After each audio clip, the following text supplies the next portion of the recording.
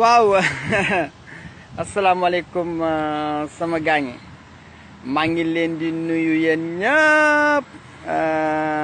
waaw galas mu ngi laaj ci sujet bi bon du doon lu gudd ba sama taalibe bu mag bi Patrice Sané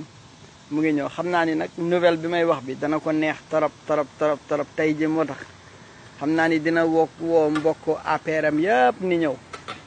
bon gaañi dama def ci diaspora bi plus de 20 ans bi ma nekkee ak diaspora bi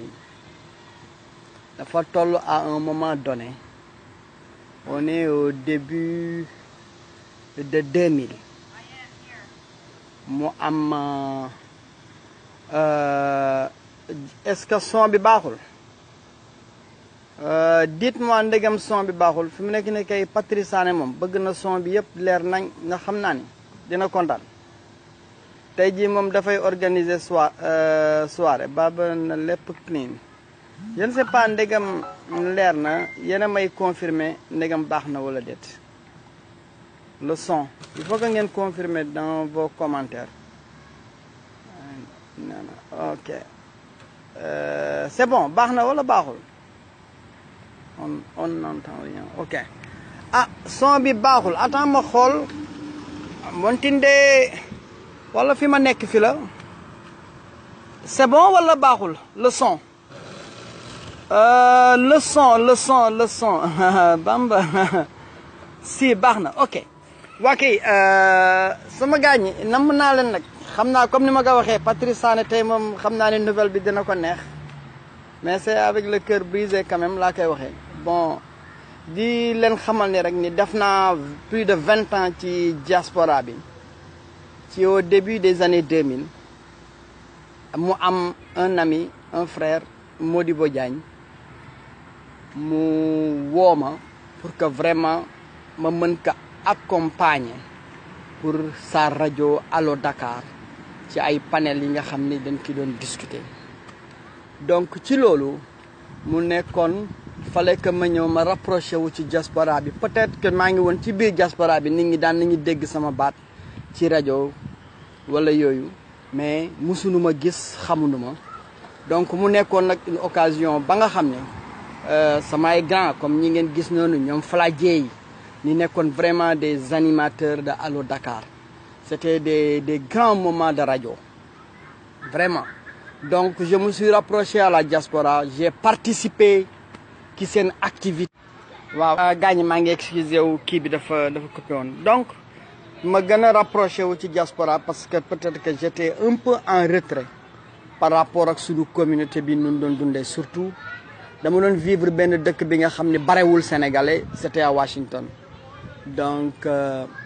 parce que suñu communauté bi New York nañ leen gën a xamee fa nañu gën a bare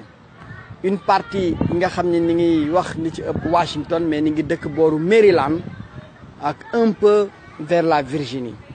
mais man wax dëgg yàlla dëkkuma woon ci boor yooyu donc maa ngi woon Washington fi ma nekkoon vraiment am peut-être que ni zone bi ma dëkkoon sax je crois que benn sénégalais après moom moo fa dëkkoon bien que amoon na après sénégalais fi nekkoon ak yooyu mais benn sénégalais laa fa mës a xam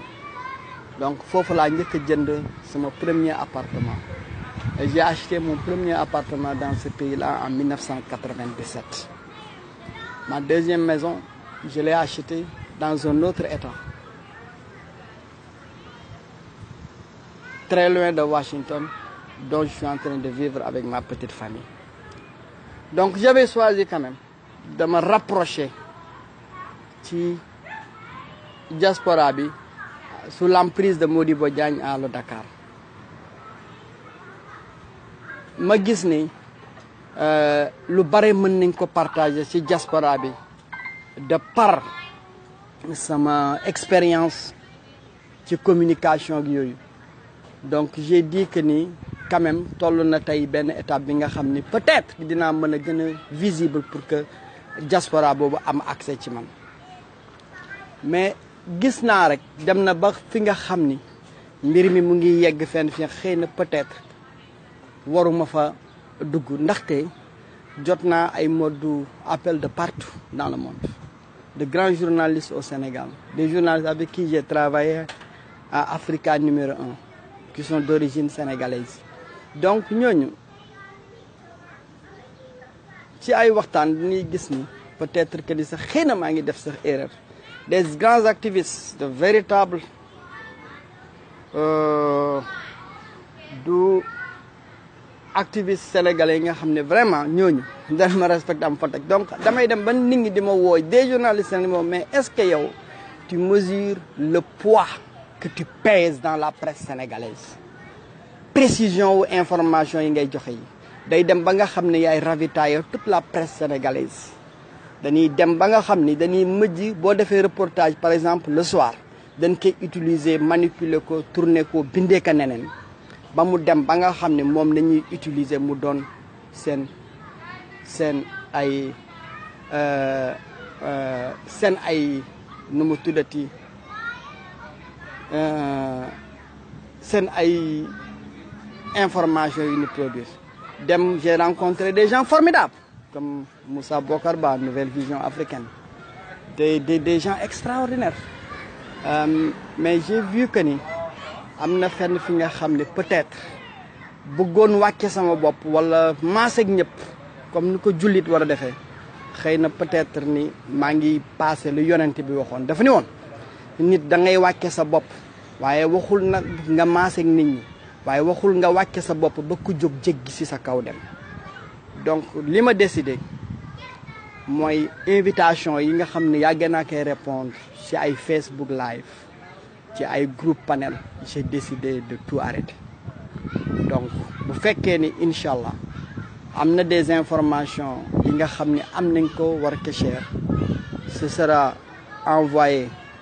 à la RFM comme d'habitude ñu publier ko comme RFM suñu barème c'est 1 minute 30 donc du mën am yenn détails d'information yi dinaa ko mën a jël def ko en vidéo ci sama page YouTube donc waa dama ñaaw rek c'est que bu ma sorelee kii bi du ngeen de je félicite j'ai rencontré des gens comme Cheikh Sadbou Kébé ci émission Petro-Tim moom boobu muy def di leen xamal ni rek Petro-Tim man bin may woo di ma wax ni ñoom dañuy créer Petro-Tim pour wax ci affaire pétrole bi j'étais en Gambie si la ma Cheikh Sadbou Diop woo wax ma ko ma ni que bon mënuguma leen jox jour mais bàyyi leen ba ma ñibbisi donc bi ma ñibbisee après si la mëjj choisir benn jour nii def émission pour ñoom nee na ñu mën di gën a wax affaire Petro-Tim bi et donc ci loolu la kiiwu Petro-Tim bi dem pour que ñi nga xam ni ñi ngi def live Facebook ñi ngeen dégg ñuy wax ñëpp xam nañu Baba Aïdara Demba non ñooñu ñëpp 2017 bii nañ ma mës a invité indiwunu ma de dañ ma invité pour que ma ñëw répondre à leurs invitations mais xam nga am na nu nit di waxee rek boo deful nànk da yaakaar kii moo feeñal nit ñiy wax ci Facebook bi yëpp en 2017 nañ ma invité si seen live te yaakaar naa ne bin may invité sax dañu daw ba sonn pour que ma mën a am temps sa mën ñëw si seen émission pour quelqu'un bi nga xam ne mu ngi wax depuis 2000 Cheikh Sadbou par contre bi may njëkk génne révélation bi sur l'affaire Petro-Tim en 2012 moom si nañu xamante parce que c'était un gosse de Grand Texe Gaye donc vraiment c'est avec le cœur brisé que laay teqaloo ko ak yéen ci loolu léegi nag ci li nga xam ni dina am sa sama page Facebook. Donc page Facebook bi bu leen jàpp ni c'est le journaliste Baba Aïdara mooy wax ak yéen ci page Facebook bi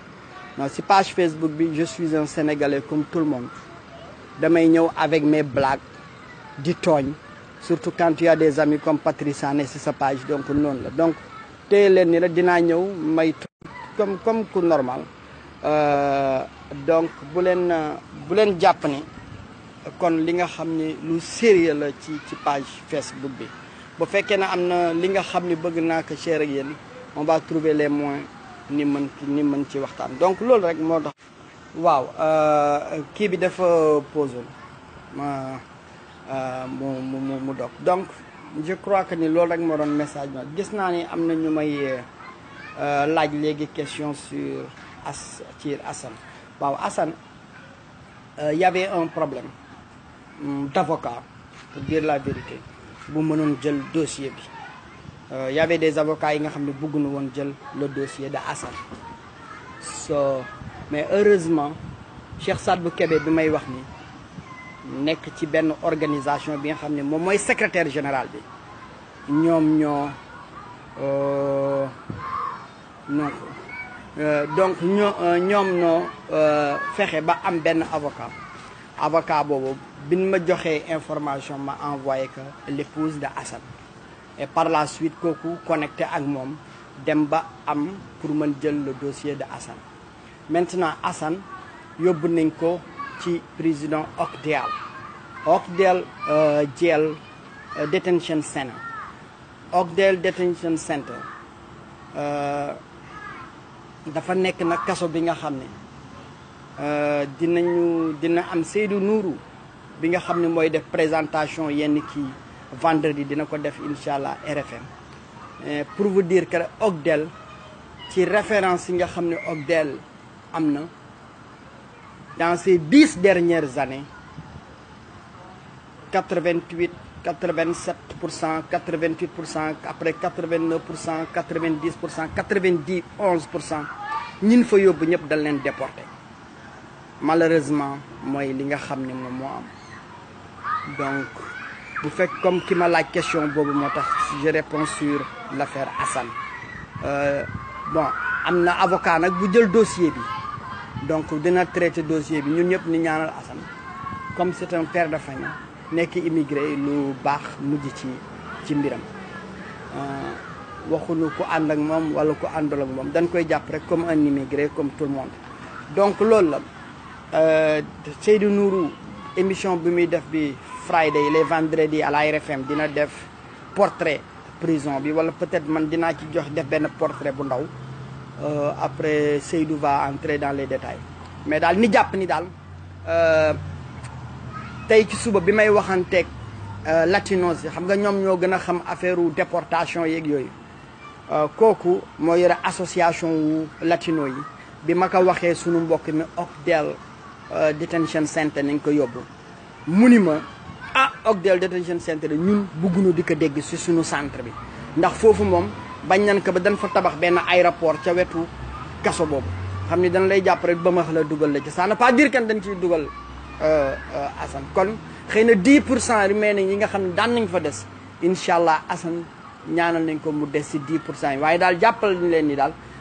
ci 10 ans yi mujj yi affaire bi dem na day 87 di wàcc di yokk 88 ba 91% nit yu nu fa yóbbu yëpp ñu nu fa yóbbu ñëpp dañuy def loolu non bu leen accuser il faut être sérieux quand même bu leen accuser le groupe Futurs Médias le groupe Futurs Médias ne gère pas ma page Facebook le groupe Futurs Médias du gérer li nga xam ne moom man je suis très critique ci ñi nga xam ne mën nañu wax combien de fois j'ai critiqué Youssou Ndour qui est le propriétaire musul yëkkati kàddoom ni ma nangam il faut pas faire des jugements yi nga xam ne wax dëgg yàlla amul je travaille avec un groupe yi nga xam ne ay nit ñun ay pères de famille nañu des gens responsables ñoom ñoo fa nekk bu leen neexee nag ngeen am seen jugement si ñoom mais en tout cas relation professionnelle bi ma am ak ñoom y a rien à dire si relation boobu j'ai été toujours libre je suis comme ça je ne peux pas vivre aux États-Unis plus de 20 ans de ma vie ba pare nit de ma contrôler ci tête brûlée yi lay bokk c'est pas possible parce que milieu bi ma nekk bi la milieu bi ma nekk bi culture bi ma nekk la corporation bi nga xam ni dama ko nekk donc loolu la c'était juste pour vous annoncer que ni maintenant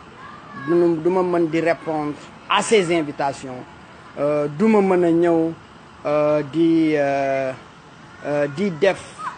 répondre à ces trucs là de Facebook live les panels parce que bu ngeen xamoon panelu WhatsApp yi may invité par jour dafa dem ba nga xam dafa intoxiqué sa sama vie de famille donc j'ai vu que ni daal soxlawul parce que nit ñi ni ngi koy yóbbu beneen dimension bi nga xam ni yeggu fa te wax dëgg yàlla j'avais toujours des confrères yi nga xam ne bokk na sax groupe Futurs Médias beneen groupe nañuy bokk Sénégal daal may wax non mais est-ce que yow tu pèses même yow sa valeur parce que ñun nekk ci beneen presse yow surtout boo defee ay reportage du soir précision données yi ngay joxe ba ci ay téléphone dañuy dem ba nga xam ne ñun loolu nañuy traité moom nañuy traité pendant une semaine sax pour di étudier li nga xam ni moo di information yi parce que tu es très généreux en information malheureusement depuis que Modibo Diagne may woo ci Allo Dakar loolu moo mës a nekk sama concept je ne suis pas quelqu'un qui est méchant je ne suis pas méchant je ne suis pas jaloux ni ngeen ma gisee ni je suis comme ça je suis quelqu'un de très entier waaw léegi ñi nga xam ni nag xam nañ ma ñoom xam nañ ma quoi waaw mais ñu ma xamul ñi ñoom da nga leen di bàyyi ni def des jugements de valeur ça on n'y peut rien je sais que ni c'est une bonne nouvelle pour Patrice Sané et ses amis mais xam leen ni rek je suis toujours un frère et je resterai toujours patriote bi nga xam ni moom laa mës a nekk dara du ma mën a soppi incha allah donc pour ñu bëggoon ñi xam nouvelle ci Assane loolu moom moo am léegi nag y a 3 juges yi nga xam ne Assane mën na leen gis suupa Agnalis L Deg Junior keneen ki fàtte naa ko parce que je ne suis pas devant mes papiers dina mën a jàkkaarloo ñoom di leen xamal ni rek ni Assane wax dëgg yàlla amoon na déportation bu juge jëloon en 2016 mais xam nga dëkk bi dañu organiser benn commission buy liggéey ci biir immigration benn board la dañuy étudier li nga xam ne moom la juge bi décidé mais ñooñu bi ñu étudier li juge bi décidé woon en août 2016 ci août 2016 nañu bañ ni non duñu d'accord ci déportation Assane en août 2016 donc commission boobu loolu amoon na kon Assane dossier déportation boobu lu deñ la non rek Djibril non j'ai pas abandonné mon pays j'aime le Sénégal ni ma bëggee Sénégal xam nga je pouvais me retirer je suis à l'aise ici je pouvais me retirer dama demoon ba nga xam ne sax dama di j'ai décidé du ma sax voter ci élection Sénégal pour wan le sacrifice bu ma def bi jox ko valeur ci li may liggéey pour bañ a voter ndax bu ma votelee benn candidat rek xëy na si sama correspondance si samay reportage dinaa far ci côté boobu moo tax j'avais décidé moo tax élection ma arrêté woon ci voter waaw 2012 laa ni ba élection jeexee ci 2e tour bi ca laa arrêté voter pourtant y a des journalistes yi nga xam dañuy voter mais sama conception la c'est ma vie dara terew ma ko donc mu ngi noonu donc loolu moom am na ci kaw Assane mais daal lu wérte am daal Assane ba nu waxee ni dañ koy déporter commission boobu dafa bañ en 2016 donc Assane a de fortes chances mu des ci dëkk bi il faut qu'il y ait rek am na ñoom Cheikh Saad bi ñi nga xam ne dox nañu ba am avocat xëy na ñoom it dinañu soxla benn soutien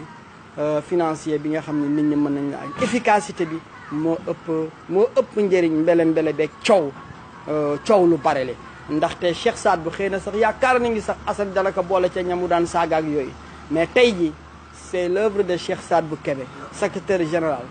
bu cercle des jeunes sénégalais noo dem liggéey ci suuf man de ñoom ñoo ma jox numéro avocat boobu nga xam ne man maa ko jox jabaru Assane ba kooku mën jël le dossier ba démb ci guddi mu ngi leen di envoyer le contrat pour mën fay yépp ku mën a participer pour assister Assane na nga ko def kon donc c'était ça c'était juste pour vous dire que ni je ne peux plus participer à toutes ces invitations du ma mën a participer ci yooyu di leen sant nag vraiment di leen ñaanal di leen remercier aussi quoi donc merci encore